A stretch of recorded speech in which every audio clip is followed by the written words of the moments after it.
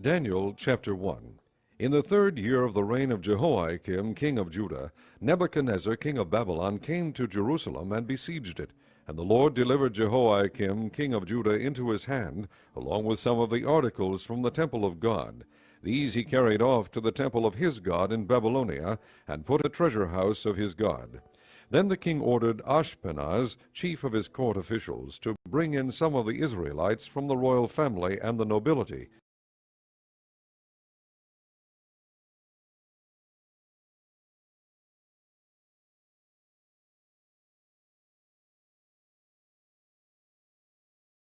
young men without any physical defect, handsome, showing aptitude for every kind of learning, well-informed, quick to understand, and qualified to serve in the king's palace. He was to teach them the language and literature of the Babylonians. The king assigned them a daily amount of food and wine from the king's table. They were to be trained for 3 years, and after that they were to enter the king's service.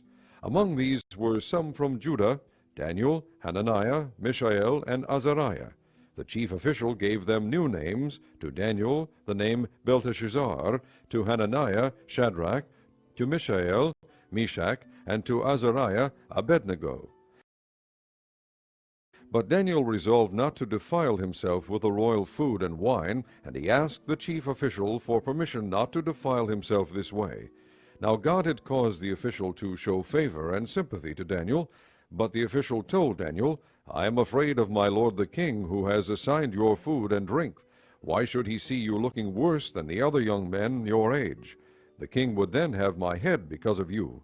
Daniel then said to the guard whom the chief official had appointed over Daniel, Hananiah, Mishael, and Azariah, "Please test your servants for 10 days. Give us nothing but vegetables to eat and water to drink.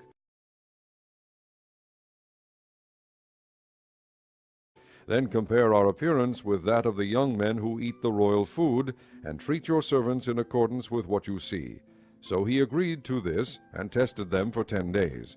At the end of the 10 days they looked healthier and better nourished than any of the young men who ate the royal food. So the guard took away their choice food and the wine they were to drink, and gave them vegetables instead. To these 4 young men God gave knowledge and understanding of all kinds of literature and learning. And Daniel could understand visions and dreams of all kinds. At the end of the time set by the king to bring them in, the chief official presented them to Nebuchadnezzar. The king talked with them, and he found none equal to Daniel, Hananiah, Mishael, and Azariah. So they entered the king's service. In every matter of wisdom and understanding about which the king questioned them, he found them 10 times better than all the magicians and enchanters in his whole kingdom. And Daniel remained there until the 1st year of King Cyrus.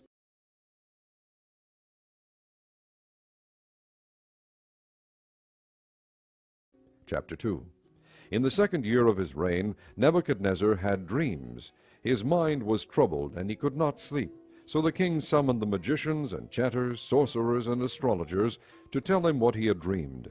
When they came in and stood before the king, he said to them, "I've had a dream that troubles me, and I want to know what it means." Then the astrologers answered the king in Aramaic, "O king, live forever. Tell your servants the dream, and we will interpret it."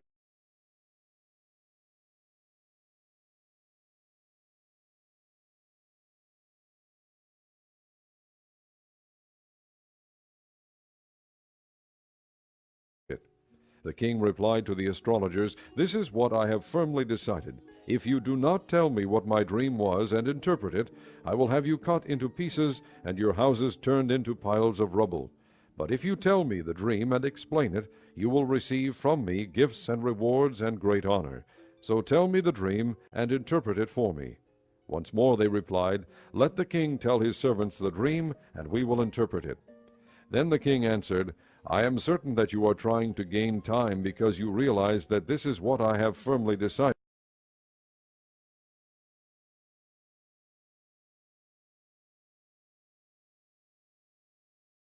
If you do not tell me the dream, there is just one penalty for you. You have conspired to tell me misleading and wicked things, hoping the situation will change. So then, tell me the dream, and I will know that you can interpret it for me." The astrologers answered the king, "There is not a man on earth who can do what the king asks, No king, however great and mighty, has ever asked such a thing of any magician or enchanter or astrologer. What the king asks is too difficult. No one can reveal it to the king except the gods, and they do not live among men. This made the king so angry and furious that he ordered the execution of all the wise men of Babylon. So the decree was issued to put the wise men to death, and men were sent to look for Daniel and his friends to put them to death. When Arioch, the commander of the king's guard, had gone out to put to death the wise men of Babylon, Daniel spoke to him with wisdom and tact. He asked the king's officer, "Why did the king issue such a harsh decree?" Arioch then explained the matter to Daniel. At this, Daniel went in to the king and asked for time so that he might interpret the dream for him. Then Daniel returned to his house and explained the matter to his friends Hananiah, Mishael, and Azariah.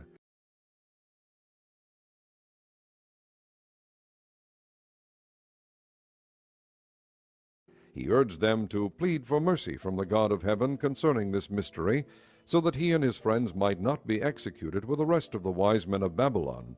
During the night the mystery was revealed to Daniel in a vision. Then Daniel praised the God of heaven and said, "Praise be to the name of God forever and ever. Wisdom and power are his. He changes times and seasons. He sets up kings and deposes them. He gives wisdom to the wise and knowledge to the discerning. He reveals deep and hidden things. He knows what lies in darkness, and light dwells with him."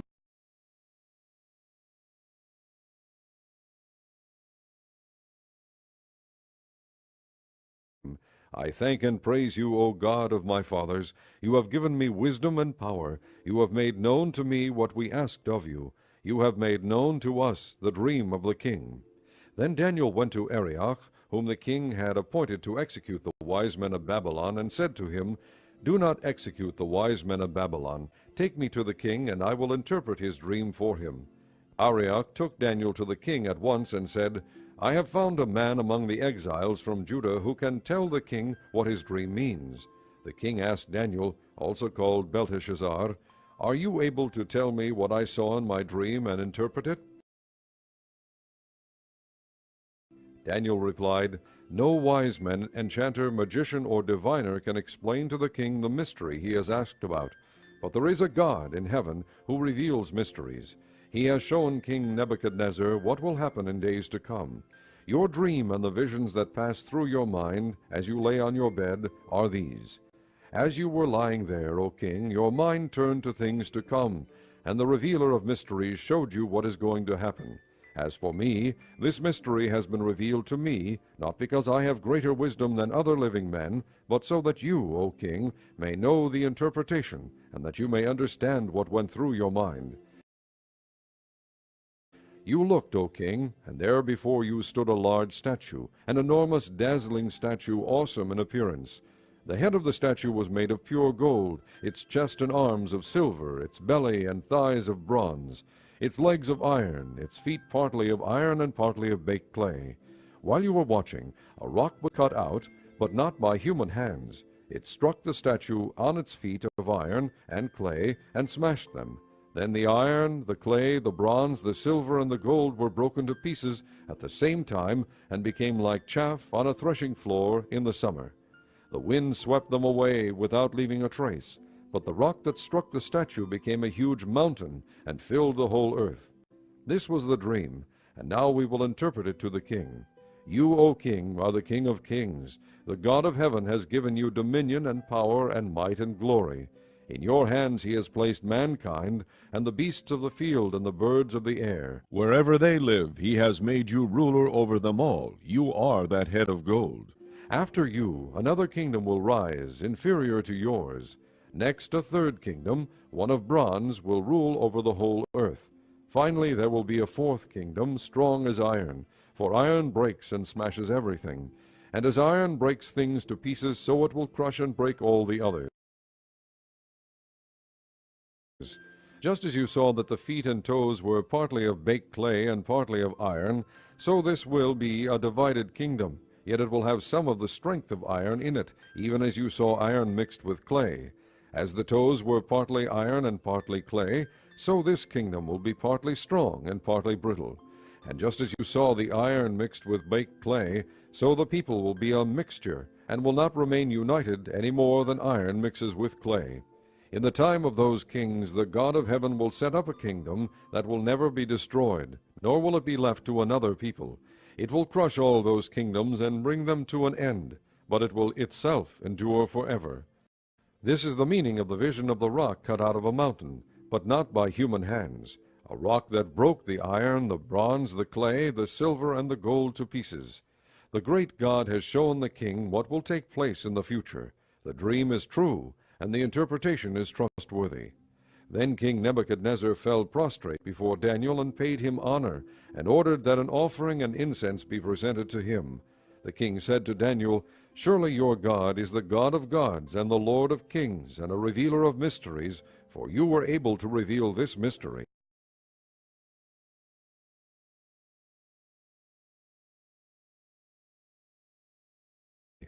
Then the king placed Daniel in a high position and lavished many gifts on him. He made him ruler over the entire province of Babylon, and placed him in charge of all its wise men.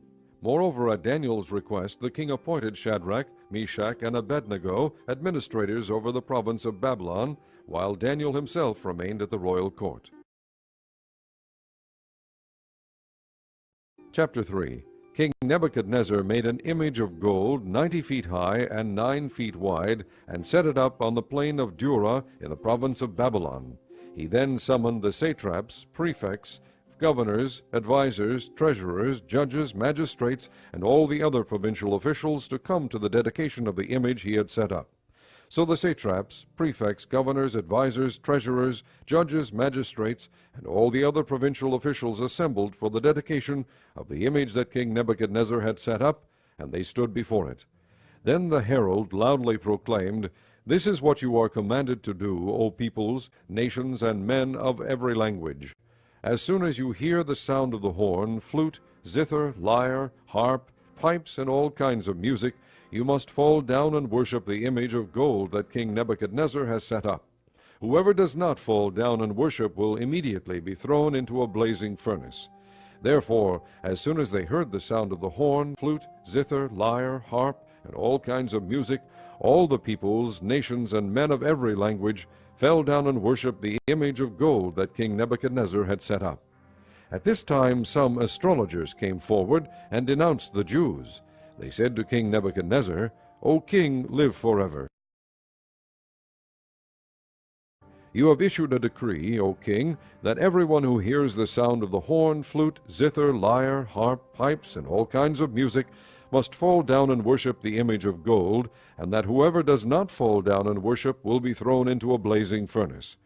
But there are some Jews whom you have set over the affairs of the province of Babylon, Shadrach, Meshach, and Abednego, who pay no attention to you, O king. They neither serve your gods nor worship the image of gold you have set up." Furious with rage, Nebuchadnezzar summoned Shadrach, Meshach, and Abednego. So these men were brought before the king. And Nebuchadnezzar said to them, "Is it true, Shadrach, Meshach, and Abednego, that you do not serve my gods or worship the image of gold I have set up? Now when you hear the sound of the horn, flute, zither, lyre, harp, pipes, and all kinds of music, if you are ready to fall down and worship the image I made, very good. But if you do not worship it, you will be thrown immediately into a blazing furnace. Then what God will be able to rescue you from my hand?" Shadrach, Meshach, and Abednego replied to the king, "O Nebuchadnezzar, we do not need to defend ourselves before you in this matter. If we are thrown into the blazing furnace, the God we serve is able to save us from it, and he will rescue us from your hand, O king. But even if he does not, we want you to know, O king, that we will not serve your gods or worship the image of gold you have set up." Then Nebuchadnezzar was furious with Shadrach, Meshach, and Abednego, and his attitude toward them changed. He ordered the furnace heated 7 times hotter than usual, and commanded some of the strongest soldiers in his army to tie up Shadrach, Meshach, and Abednego, and throw them into the blazing furnace.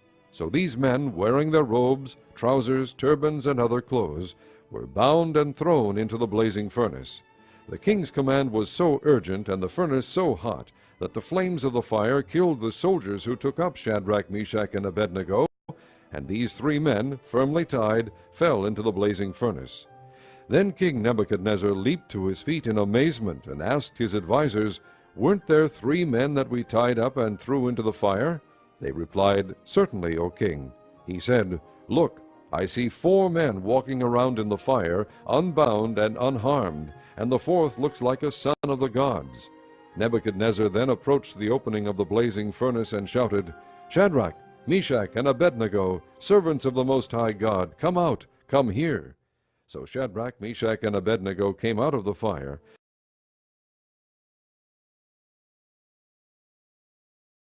and the satraps, prefects, governors, and royal advisers crowded around them.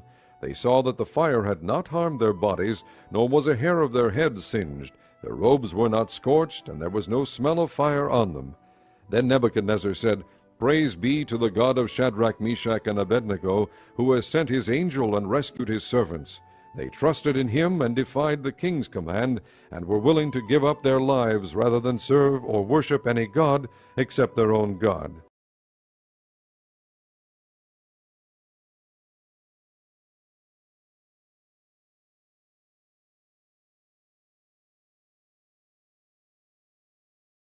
Therefore I decree that the people of any nation or language who say anything against the God of Shadrach, Meshach, and Abednego be cut into pieces, and their houses be turned into piles of rubble, for no other God can save in this way. Then the king promoted Shadrach, Meshach, and Abednego in the province of Babylon.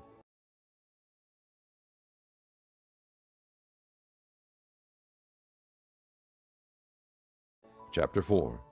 King Nebuchadnezzar, to the peoples, nations, and men of every language who live in all the world, may you prosper greatly.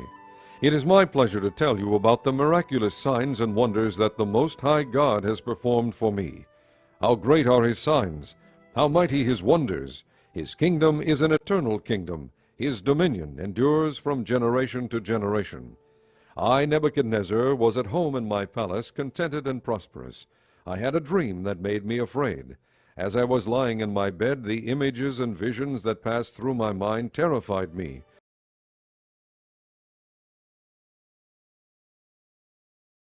So I commanded that all the wise men of Babylon be brought before me to interpret the dream for me.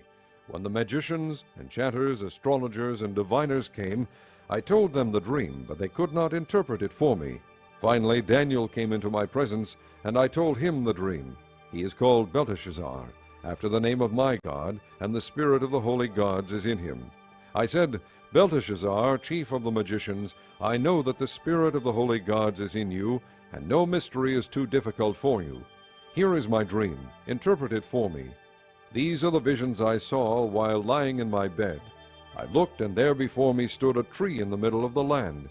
Its height was enormous. The tree grew large and strong, and its top touched the sky. It was visible to the ends of the earth. Its leaves were beautiful, its fruit abundant, and on it was food for all. Under it the beasts of the field found shelter, and the birds of the air lived in its branches. From it every creature was fed. In the visions I saw while lying in my bed, I looked, and there before me was a messenger, a holy one, coming down from heaven. He called in a loud voice, "Cut down the tree and trim off its branches. Strip off its leaves and scatter its fruit. Let the animals flee from under it, and the birds from its branches."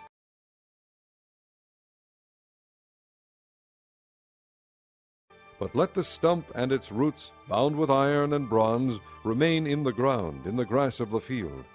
Let him be drenched with the dew of heaven, and let him live with the animals among the plants of the earth. Let his mind be changed from that of a man, and let him be given the mind of an animal, till 7 times pass by for him.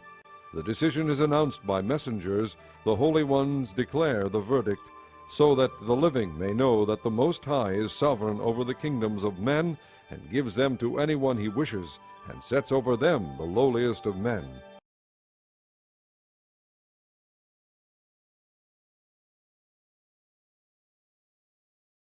This is the dream that I, King Nebuchadnezzar, had. Now, Belteshazzar, tell me what it means, for none of the wise men in my kingdom can interpret it for me, but you can, because the spirit of the holy gods is in you. Then Daniel, also called Belteshazzar, was greatly perplexed for a time, and his thoughts terrified him. So the king said, Belteshazzar, do not let the dream or its meaning alarm you. Belteshazzar answered, My lord, if only the dream applied to your enemies and its meaning to your adversaries, the tree you saw, which grew large and strong, with its top touching the sky, visible to the whole earth, with beautiful leaves and abundant fruit, providing food for all, giving shelter to the beasts of the field, and having nesting places in its branches for the birds of the air, you, O king, are that tree. You have become great and strong. Your greatness has grown until it reaches the sky, and your dominion extends to distant parts of the earth. You, O king, saw a messenger, a holy one, coming down from heaven and saying, Cut down the tree and destroy it, but leave the stump, bound with iron and bronze, in the grass of the field, while its roots remain in the ground. Let him be drenched with the dew of heaven. Let him live like the wild animals until 7 times pass by for him. This is the interpretation, O king, and this is the decree the Most High has issued against my lord the king. You will be driven away from people, and will live with the wild animals. You will eat grass like cattle, and be drenched with the dew of heaven. 7 times will pass by for you until you acknowledge that the Most High is sovereign over the kingdoms of men, and gives them to anyone he wishes. The command to leave the stump of the tree with its roots means that your kingdom will be restored to you when you acknowledge that heaven rules. Therefore, O king, be pleased to accept my advice. Renounce your sins by doing what is right, and your wickedness by being kind to the oppressed. It may be that then your prosperity will continue. All this happened to King Nebuchadnezzar. 12 months later, as the king was walking on the roof of the royal palace of Babylon, he said, Is not this the great Babylon I have built as the royal residence, by my mighty power and for the glory of my majesty? The words were still on his lips when a voice came from heaven. This is what is decreed for you, King Nebuchadnezzar. Your royal authority has been taken from you. You will be driven away from people and will live with the wild animals. You will eat grass like cattle. 7 times will pass by for you until you acknowledge that the Most High is sovereign over the kingdoms of men and gives them to anyone he wishes. Immediately what had been said about Nebuchadnezzar was fulfilled. He was driven away from people and ate grass like cattle. His body was drenched with the dew of heaven until his hair grew like the feathers of an eagle and his nails like the claws of a bird. At the end of that time, I, Nebuchadnezzar, raised my eyes toward heaven, and my sanity was restored. Then I praised the Most High. I honored and glorified him who lives forever. His dominion is an eternal dominion. His kingdom endures from generation to generation. All the peoples of the earth are regarded as nothing. He does as he pleases with the powers of heaven and the peoples of the earth. No one can hold back his hand or say to him, What have you done? At the same time that my sanity was restored, my honor and splendor were returned to me for the glory of my kingdom. My advisers and nobles sought me out, and I was restored to my throne and became even greater than before. Now I, Nebuchadnezzar, praise and exalt and glorify the King of heaven, because everything he does is right, and all his ways are just, and those who walk in pride he is able to humble. Chapter 5.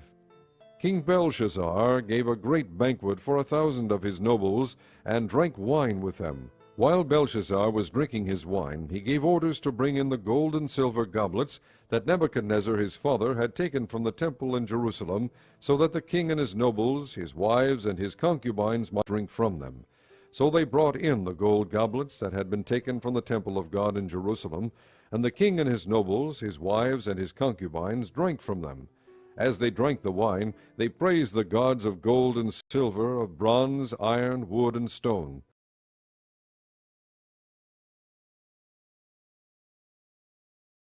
Suddenly the fingers of a human hand appeared, and wrote on the plaster of the wall near the lampstand in the royal palace.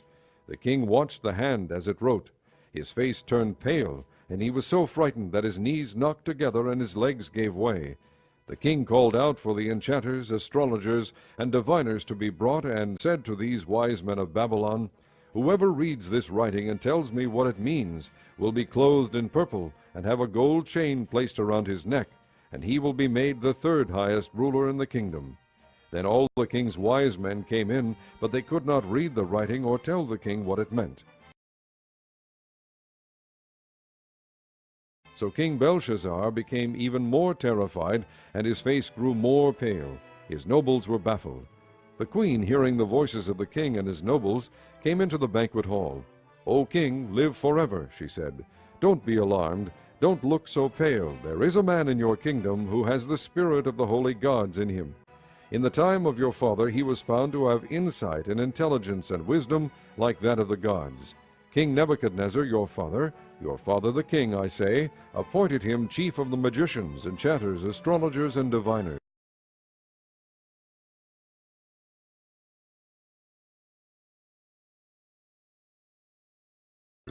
This man, Daniel, whom the king called Belteshazzar, was found to have a keen mind and knowledge and understanding, and also the ability to interpret dreams, explain riddles, and solve difficult problems.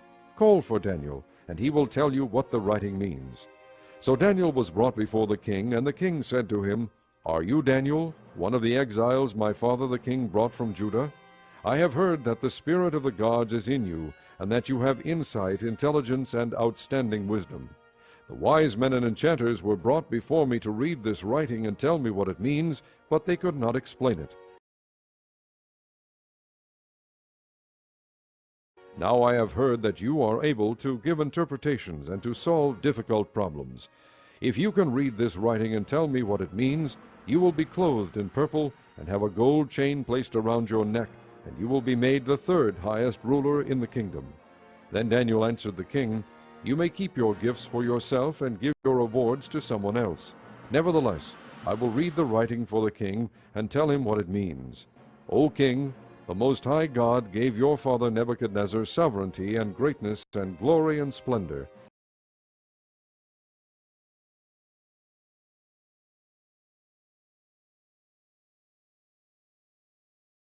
Because of the high position he gave him, all the peoples and nations and men of every language dreaded and feared him. Those the king wanted to put to death, he put to death. Those he wanted to spare, he spared. Those he wanted to promote, he promoted. And those he wanted to humble, he humbled. But when his heart became arrogant and hardened with pride, he was deposed from his royal throne and stripped of his glory. He was driven away from people and given the mind of an animal. He lived with the wild donkeys and ate grass like cattle, and his body was drenched with the dew of heaven, until he acknowledged that the Most High God is sovereign over the kingdoms of men, and sets over them anyone he wishes. But you, his son, O Belshazzar, have not humbled yourself, though you knew all this. Instead you have set yourself up against the Lord of heaven. You had the goblets from his temple brought to you, and you and your nobles, your wives, and your concubines drank wine from them. You praised the gods of silver and gold, of bronze, iron, wood, and stone, which cannot see or hear or understand. But you did not honor the God who holds in his hand your life and all your ways. Therefore he sent the hand that wrote the inscription. This is the inscription that was written, Mene, Mene, Tekel, Parsin. This is what these words mean. Mene, God has numbered the days of your reign and brought it to an end. Tekel, you have been weighed on the scales and found wanting. Peres, your kingdom is divided and given to the Medes and Persians. Then at Belshazzar's command Daniel was clothed in purple, a gold chain was placed around his neck, and he was proclaimed the third highest ruler in the kingdom. That very night Belshazzar, king of the Babylonians, was slain, and Darius the Mede took over the kingdom at the age of 62.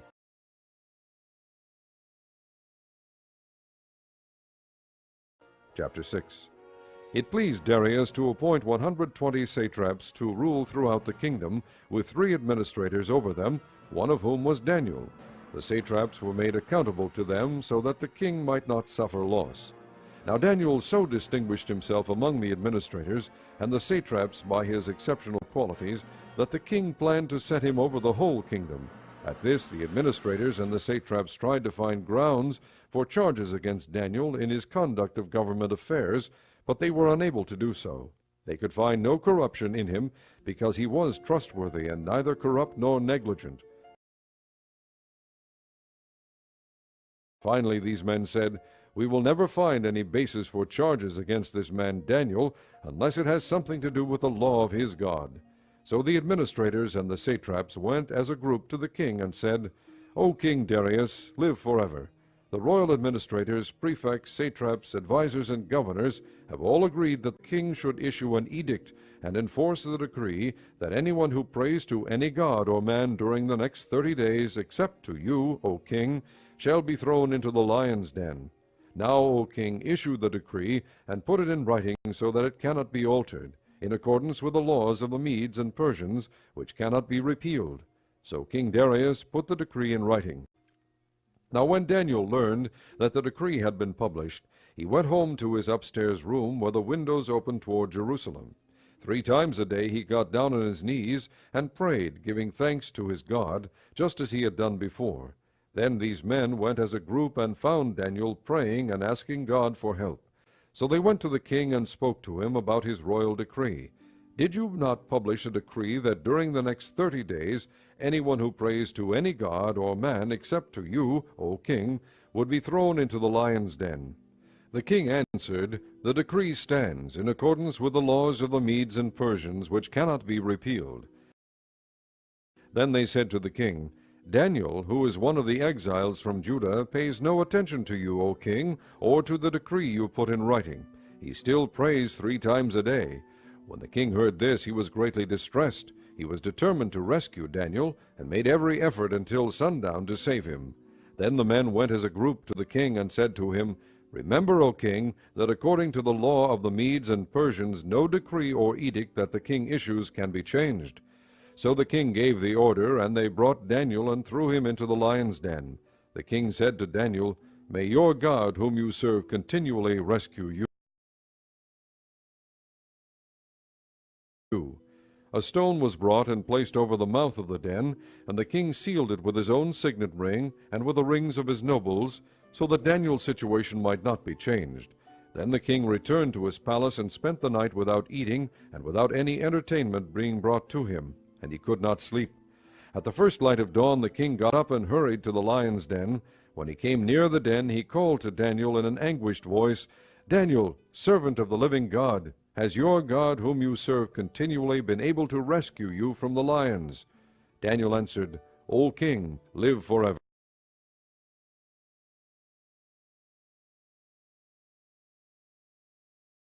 "My God sent his angel, and he shut the mouths of the lions. They have not hurt me, because I was found innocent in his sight, nor have I ever done any wrong before you, O king." The king was overjoyed and gave orders to lift Daniel out of the den. And when Daniel was lifted from the den, no wound was found on him, because he had trusted in his God. At the king's command, the men who had falsely accused Daniel were brought in and thrown into the lion's den, along with their wives and children. And before they reached the floor of the den, the lions overpowered them and crushed all their bones. Then King Darius wrote to all the peoples, nations, and men of every language throughout the land, "May you prosper greatly. I issue a decree that in every part of my kingdom people must fear and reverence the God of Daniel. For he is the living God, and he endures forever. His kingdom will not be destroyed. His dominion will never end. He rescues and he saves. He performs signs and wonders in the heavens and on the earth. He has rescued Daniel from the power of the lions." So Daniel prospered during the reign of Darius and the reign of Cyrus the Persian.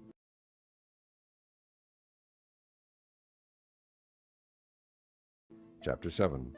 In the first year of Belshazzar, king of Babylon, Daniel had a dream, and visions passed through his mind as he was lying on his bed. He wrote down the substance of his dream.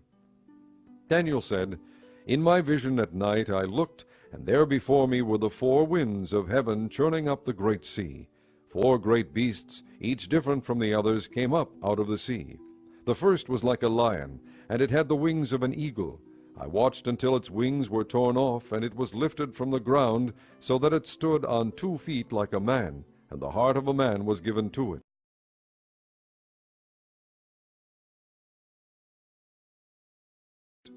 And there before me was a second beast, which looked like a bear. It was raised up on one of its sides, and it had 3 ribs in its mouth between its teeth. It was told, 'Get up and eat your fill of flesh.'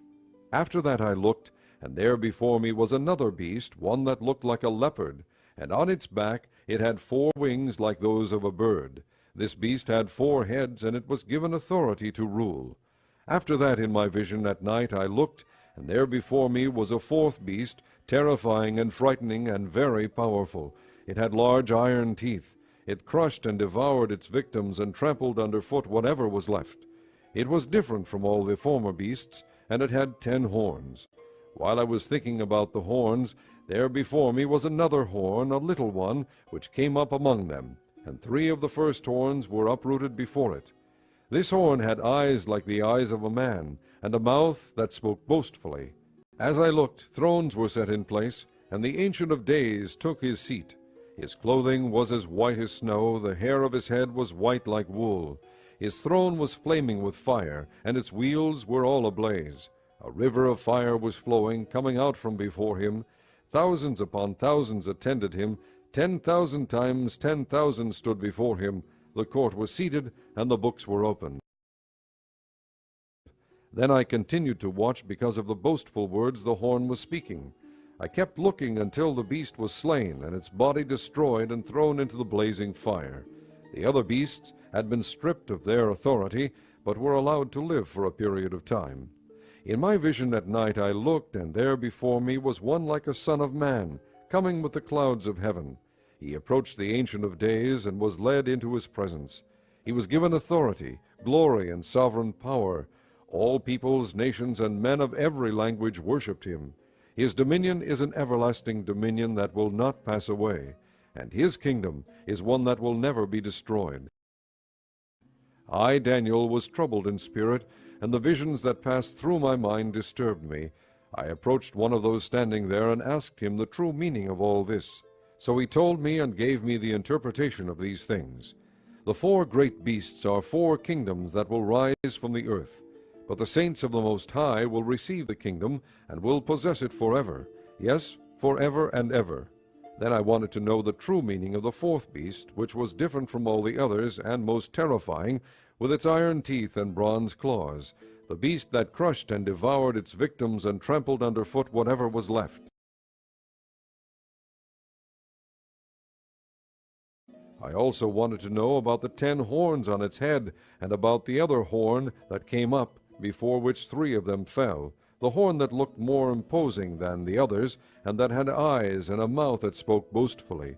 As I watched, this horn was waging war against the saints and defeating them, until the Ancient of Days came and pronounced judgment in favor of the saints of the Most High, and the time came when they possessed the kingdom. He gave me this explanation. The 4th beast is a 4th kingdom that will appear on earth. It will be different from all the other kingdoms, and will devour the whole earth, trampling it down and crushing it. The 10 horns are 10 kings who will come from this kingdom. After them another king will arise, different from the earlier ones. He will subdue 3 kings. He will speak against the Most High, and oppress his saints, and try to change the set times and the laws. The saints will be handed over to him for a time, times and a half a time. But the court will sit, and his power will be taken away and completely destroyed forever. Then the sovereignty, power, and greatness of the kingdoms under the whole heaven will be handed over to the saints, the people of the Most High. His kingdom will be an everlasting kingdom, and all rulers will worship and obey him. This is the end of the matter. I, Daniel, was deeply troubled by my thoughts, and my face turned pale, but I kept the matter to myself. Chapter 8.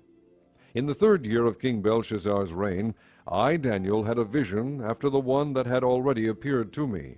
In my vision I saw myself in the citadel of Susa in the province of Elam. In the vision I was beside the Ulai canal. I looked up, and there before me was a ram with 2 horns, standing beside the canal, and the horns were long. One of the horns was longer than the other, but grew up later. I watched the ram as he charged toward the west, and the north, and the south. No animal could stand against him, and none could rescue from his power. He did as he pleased, and became great.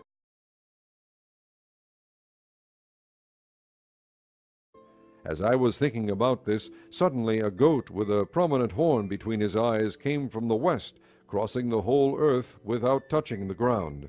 He came toward the two-horned ram I had seen standing beside the canal, and charged at him in great rage.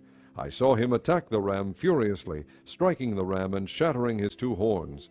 The ram was powerless to stand against him. The goat knocked him to the ground and trampled on him, and none could rescue the ram from his power. The goat became very great, but at the height of his power his large horn was broken off, and in its place 4 prominent horns grew up toward the 4 winds of heaven. Out of one of them came another horn, which started small but grew in power to the south and to the east and toward the beautiful land. It grew until it reached the host of the heavens, and it threw some of the starry host down to the earth and trampled on them. It set itself up to be as great as the prince of the host. It took away the daily sacrifice from him, and the place of his sanctuary was brought low. Because of rebellion, the host of the saints and the daily sacrifice were given over to it. It prospered in everything it did, and truth was thrown to the ground.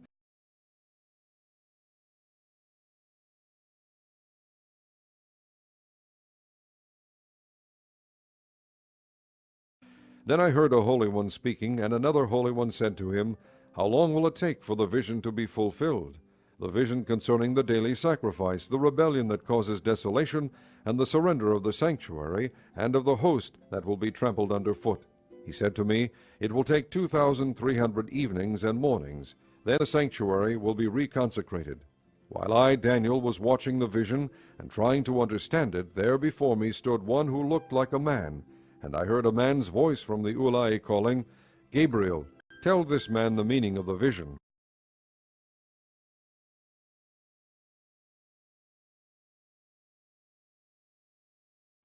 As he came near the place where I was standing, I was terrified and fell prostrate. Son of man, he said to me, understand that the vision concerns the time of the end. While he was speaking to me, I was in a deep sleep, with my face to the ground. Then he touched me and raised me to my feet. He said, I am going to tell you what will happen later in the time of wrath, because the vision concerns the appointed time of the end. The two-horned ram that you saw represents the kings of Media and Persia. The shaggy goat is the king of Greece, and the large horn between his eyes is the first king.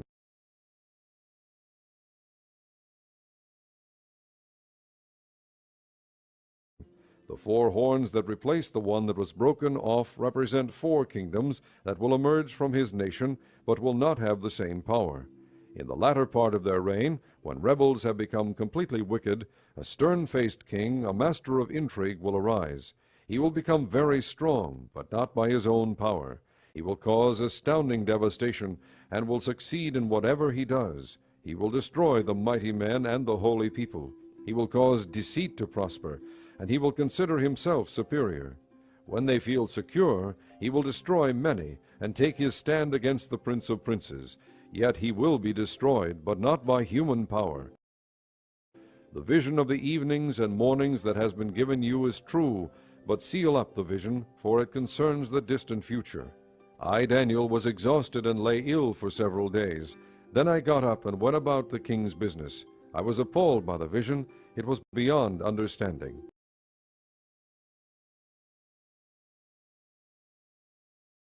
Chapter 9. In the first year of Darius, son of Xerxes, a Mede by descent, who was made ruler over the Babylonian kingdom, in the first year of his reign, I, Daniel, understood from the Scriptures, according to the word of the Lord given to Jeremiah the prophet, that the desolation of Jerusalem would last 70 years. So I turned to the Lord God and pleaded with him in prayer and petition, in fasting and in sackcloth and ashes. I prayed to the Lord my God and confessed, O Lord, the great and awesome God, who keeps his covenant of love with all who love him and obey his commands, we have sinned and done wrong. We have been wicked and have rebelled. We have turned away from your commands and laws. We have not listened to your servants the prophets, who spoke in your name to our kings, our princes, and our fathers, and to all the people of the land. Lord, you are righteous, but this day we are covered with shame, the men of Judah and people of Jerusalem and all Israel, both near and far, in all the countries where you have scattered us because of our unfaithfulness to you. O Lord, we and our kings, our princes and our fathers are covered with shame, because we have sinned against you. The Lord our God is merciful and forgiving, even though we have rebelled against him. We have not obeyed the Lord our God, or kept the laws he gave us through his servants the prophets. All Israel has transgressed your law, and turned away, refusing to obey you. Therefore the curses and sworn judgments written in the law of Moses, the servant of God, have been poured out on us, because we have sinned against you. You have fulfilled the word spoken against us and against our rulers by bringing upon us great disaster. Under the whole heaven nothing has ever been done like what has been done to Jerusalem. Just as it is written in the law of Moses, all this disaster has come upon us, yet we have not sought the favor of the Lord our God by turning from our sins and giving attention to your truth. The Lord did not hesitate to bring the disaster upon us, for the Lord our God is righteous in everything he does, yet we have not obeyed him. Now, O Lord our God, who brought your people out of Egypt with a mighty hand, and who made for yourself a name that endures to this day, we have sinned, we have done wrong.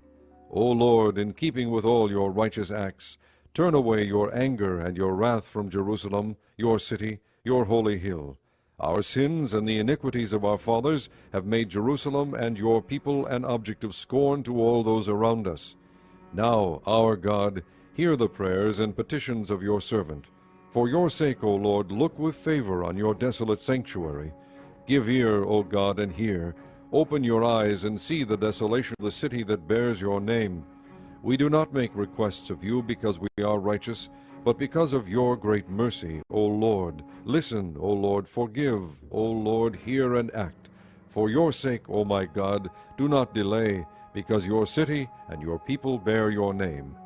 While I was speaking and praying, confessing my sin and the sin of my people Israel, and making my request to the Lord my God for his holy hill, while I was still in prayer, Gabriel, the man I had seen in the earlier vision, came to me in swift flight about the time of the evening sacrifice. He instructed me and said to me, Daniel, I have now come to give you insight and understanding.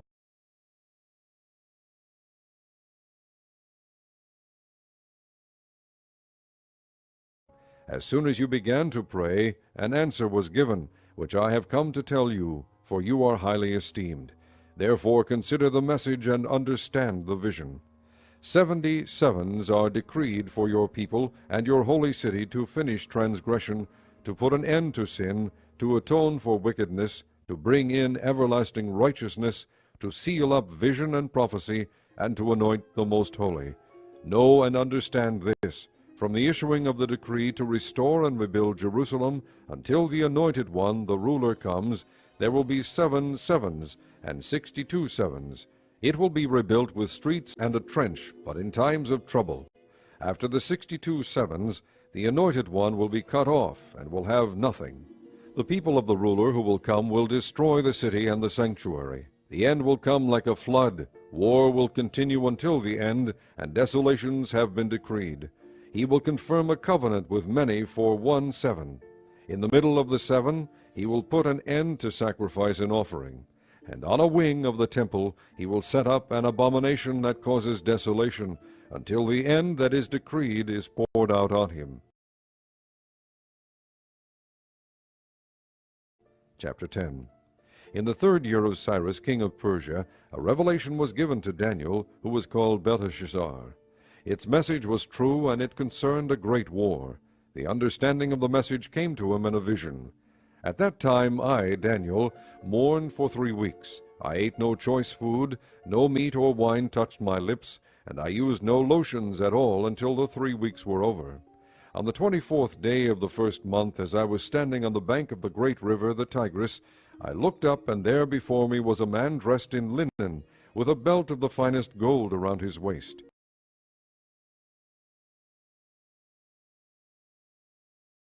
His body was like chrysolite, his face like lightning, his eyes like flaming torches, his arms and legs like the gleam of burnished bronze, and his voice like the sound of a multitude.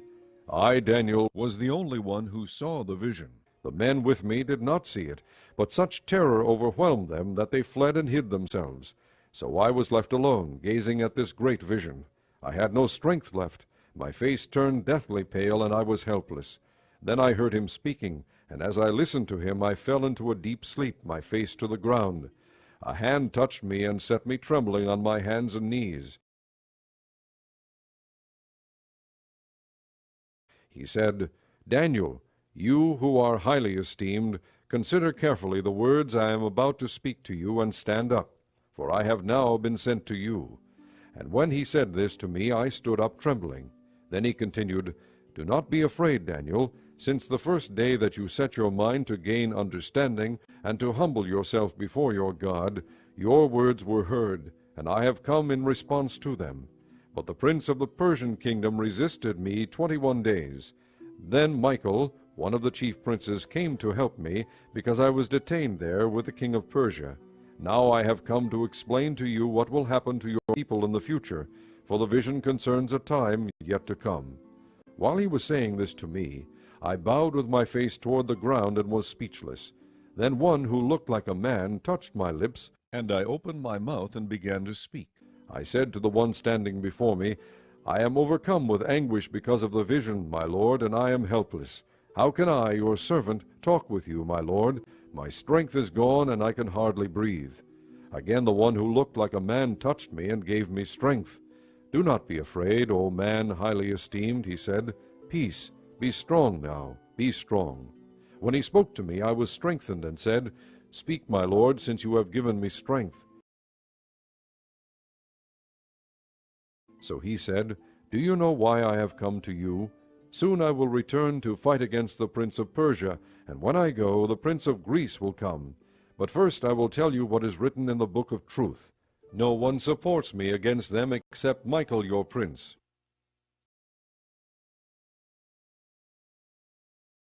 Chapter 11. And in the first year of Darius the Mede, I took my stand to support and protect him.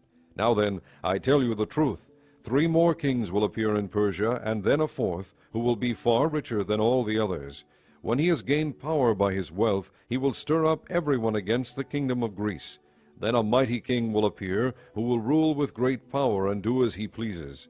After he has appeared, his empire will be broken up and parceled out toward the 4 winds of heaven.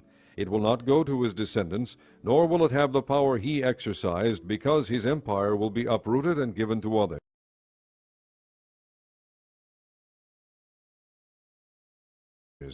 The king of the south will become strong, but one of his commanders will become even stronger than he, and will rule his own kingdom with great power.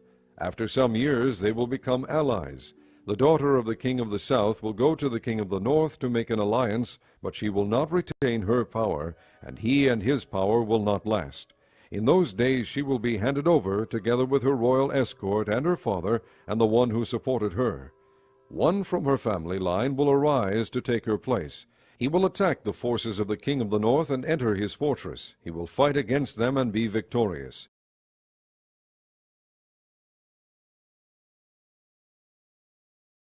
He will also seize their gods, their metal images, and their valuable articles of silver and gold, and carry them off to Egypt.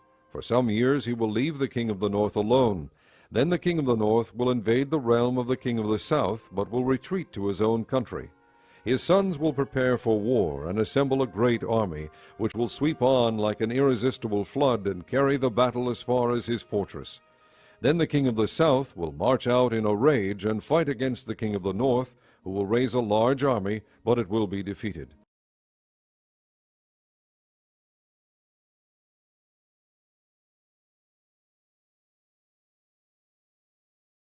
When the army is carried off, the king of the south will be filled with pride, and will slaughter many thousands, yet he will not remain triumphant. For the king of the north will muster another army, larger than the first, and after several years he will advance with a huge army fully equipped. In those times many will rise against the king of the south. The violent men among your own people will rebel in fulfillment of the vision, but without success. Then the king of the north will come and build up siege ramps, and will capture a fortified city. The forces of the south will be powerless to resist. Even their best troops will not have the strength to stand. The invader will do as he pleases. No one will be able to stand against him.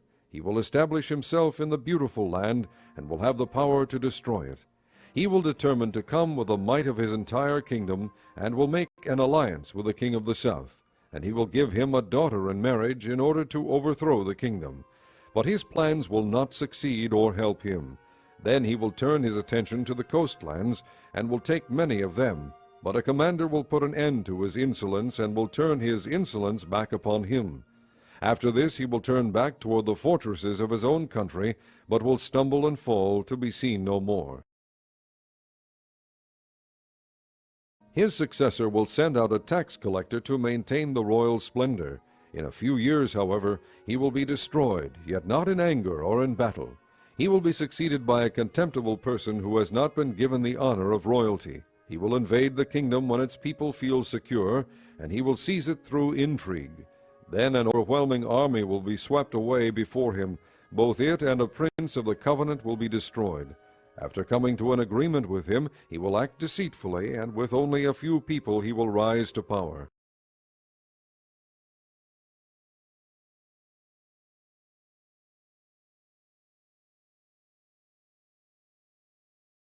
When the richest provinces feel secure, he will invade them and will achieve what neither his fathers nor his forefathers did.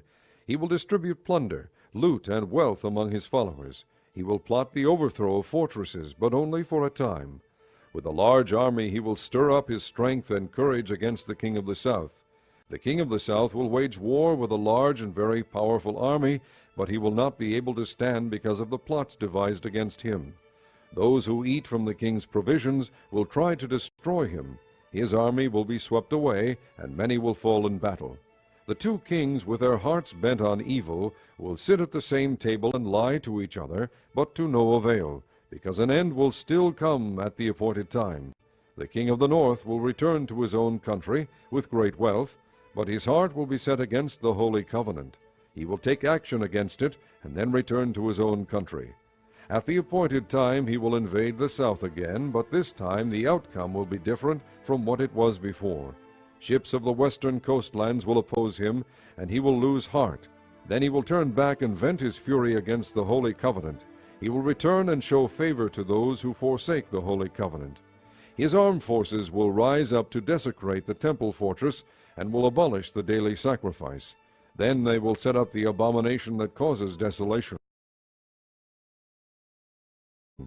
With flattery he will corrupt those who have violated the covenant, but the people who know their God will firmly resist him. Those who are wise will instruct many, though for a time they will fall by the sword, or be burned or captured or plundered. When they fall, they will receive a little help, and many who are not sincere will join them. Some of the wise will stumble, so that they may be refined, purified, and made spotless until the time of the end, for it will still come at the appointed time. The king will do as he pleases. He will exalt and magnify himself above every god, and will say unheard-of things against the God of gods. He will be successful until the time of wrath is completed, for what has been determined must take place. He will show no regard for the gods of his fathers, or for the one desired by women, nor will he regard any god, but will exalt himself above them all. Instead of them he will honor a god of fortresses, a god unknown to his fathers. He will honor with gold and silver, with precious stones and costly gifts. He will attack the mightiest fortresses with the help of a foreign god, and will greatly honor those who acknowledge him. He will make them rulers over many people, and will distribute the land at a price. At the time of the end the king of the south will engage him in battle, and the king of the north will storm out against him with chariots and cavalry and a great fleet of ships. He will invade many countries and sweep through them like a flood. He will also invade the beautiful land. Many countries will fall, but Edom, Moab, and the leaders of Ammon will be delivered from his hand. He will extend his power over many countries. Egypt will not escape. He will gain control of the treasures of gold and silver and all the riches of Egypt, with the Libyans and Nubians in submission. But reports from the east and the north will alarm him, and he will set out in a great rage to destroy and annihilate many. He will pitch his royal tents between the seas at the beautiful holy mountain. Yet he will come to his end, and no one will help him. Chapter 12. At that time Michael, the great prince who protects your people, will arise. There will be a time of distress such as has not happened from the beginning of nations until then. But at that time your people, everyone whose name is found written in the book, will be delivered. Multitudes who sleep in the dust of the earth will awake, some to everlasting life, others to shame and everlasting contempt. Those who are wise will shine like the brightness of the heavens, and those who lead many to righteousness like the stars forever and ever. But you, Daniel, close up and seal the words of the scroll until the time of the end. Many will go here and there to increase knowledge. Then I, Daniel, looked, and there before me stood two others, one on this bank of the river, and one on the opposite bank. One of them said to the man clothed in linen, who was above the waters of the river, How long will it be before these astonishing things are fulfilled? The man clothed in linen, who was above the waters of the river, lifted his right hand and his left hand toward heaven, and I heard him swear by him who lives forever, saying, It will be for a time, times and a half a time. When the power of the holy people has been finally broken, all these things will be completed. I heard, but I did not understand. So I asked, My Lord, what will the outcome of all this be? He replied, Go your way, Daniel, because the words are closed up and sealed until the time of the end.